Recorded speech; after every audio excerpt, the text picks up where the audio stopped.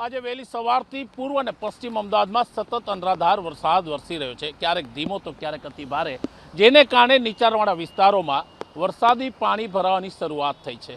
આ અમદાવાદનો વેજલપુર એટલે કે મકરબા વિસ્તાર છે, જ્યાં અમદાવાદ ગ્રામ્ય પોલીસ હેડક્વાર્ટર એટલે કે અમદાવાદ ગ્રામ્ય પોલીસના હેડક્વાર્ટરની પાછળના ભાગનો વિસ્તાર છે અને ત્યાં બંને બાજુ રસ્તા પાણીમાં ગરકાવ થઈ ગયા છે। એટલે કે આ જ પાણીમાંથી લોકો નીકળવા મજબૂર છે। વર્ષો જૂની સમસ્યા છે અમદાવાદના નીચાણવાળા વિસ્તારોની।